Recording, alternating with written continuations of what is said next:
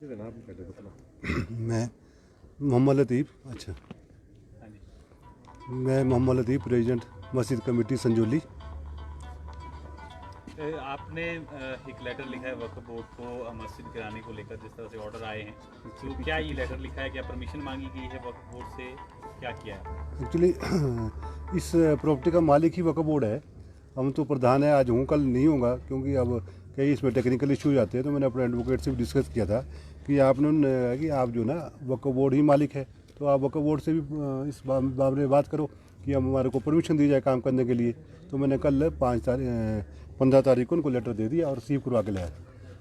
आपने क्या लिखा है, मांगी है, कब तक की, क्या मांगा है, क्या लिखा? मैंने कहा हमारे को जो हमने बोला लिख के दिया था एमसी कोर्ट में 12 को, उसी के तहत हमने उनको लिखा कि भी हमारे जो 10 को हमारे को 5-10 को जो ऑर्डर कमिश्नर साहब ने की है हटाने के लिए, उसके लिए परमिशन दी जाए हमारे को। क्योंकि ऑल हिमाचल मुस्लिम कमेटी की एक बैठक भी हुई है शिमला में, और उन्होंने कहा है कि ये दबाव में जो है आपने लिख के एमसी आयुक्त को दिया था, और वक्फ बोर्ड को भी कॉन्फिडेंस में नहीं लिया, मुस्लिम संगठनों को भी कॉन्फिडेंस में नहीं लिया, और अब कह रहे हैं कि ऊपरी अदालत में जाएंगे। तो उन्होंने ये भी कहा कि अधिकृत नहीं थे वो लोग राय देने के लिए जिन्होंने दी है कि हम अवैध निर्माण हटाएंगे। हमने इस मामले में पहले वक्फ बोर्ड से डिस्कस की, उनसे लिखित रूप से भी हमने, मेरे पास लेटर है, जब जरूरत पड़ेगी हम दिखाएंगे। और उनको अगर उन्हें अदालत में जाना तो उनको कोई रोक नहीं सकता।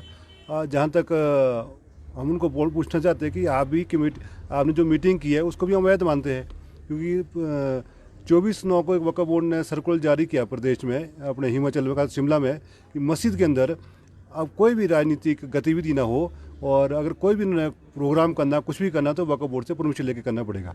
और उन्होंने अपनी जो मीटिंग की वो भी अवैध है मीटिंग। तो अब आज तक तो कोई भी कमेटी आगे नहीं आई। अब जब ये हमने डिसीजन लिया, मेरा अकेले का डिसीजन नहीं है, मेरे साथ, क्योंकि ये शिमला का मामला, तो हमने शिमला के लोगों को ही कॉन्फिडेंस में लिया, जो जिला शिमला के जितने भी हमारे लोग हैं उनके साथ सबसे बैठ के हमने बात की। उन्होंने कहा डिसीजन आप लो, हम आपके साथ हैं। तो इसमें हिमाचल का जो नई कमेटी, अब तो ऐसा ना नई कमेटियाँ बन रही है, अब उनका कोई आधार नहीं, मैंने कहना उनको मैं मानता हूँ ना, उनका कोई आधार है।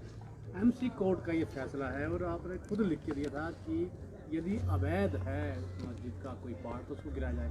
अब कोर्ट ने ये फैसला दे दिया है कि उसको गिराया जाए, तो अब क्या जरूरत पड़ गई कि आपको वक्फ बोर्ड में जाना पड़ रहा है? क्योंकि एक्चुअली सब मालिक ही वक्फ बोर्ड है नहीं, हम तो प्रधान है।